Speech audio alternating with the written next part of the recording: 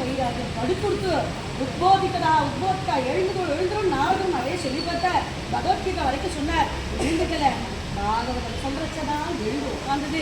அஞ்சையிலிருந்து தான் பாகவதத்தை படிக்க ஆரம்பிச்சோம். பாகவதம் 18ஆம் ஸ்லோகம் முடியலன்னு சரஸ்வதி பூஜை பூஜை பண்ணிட்டு வச்சதுனால வியாஜமா நாராயண பட்டத்துக்கு ஒரு வாத ரோகத்தை கொடுத்து வந்து உட்காருதான். கை கால் நன்னா இருந்துச்சு, நம்ம கோவிலுக்கு போக மாட்டோம், பரவாயில்ல அப்புறம் பார்த்துக்கலாம்னு வித்தம் சம்பாதிக்கிறதுக்காக கோவில் பூந்தாவனம் சொன்ன மாதிரி 100 கிட்டினால் 1000 மதி, 1000 கிடச்சுன்னா லட்சம், லட்சம் கிடச்சுன்னா இன்னும்னு நம்ம ஆசை மோகத்தில் நம்ம பாட்டுக்கு நம்மளுடைய நல்ல ஆயுசை விட்டுட்டோமேன்னு ஏங்கிருச்சு.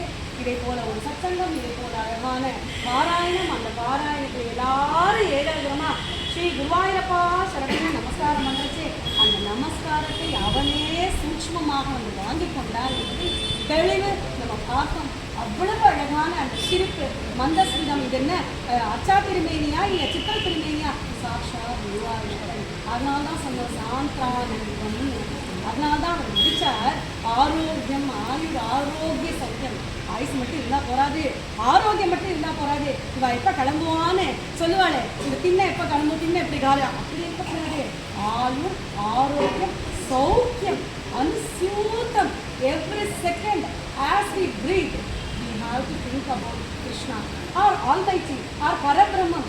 யாரிடத்திலிருந்து வந்தோமோ அவனிடத்தில் சென்று சேர வேண்டும்ங்கிற அந்த பிரஜை வர்றதே அதுதான் ஞானம். அந்த பிரஜையோடு நம்ம வேலை செய்கிறோமே அதுதான் கர்மயோகம்.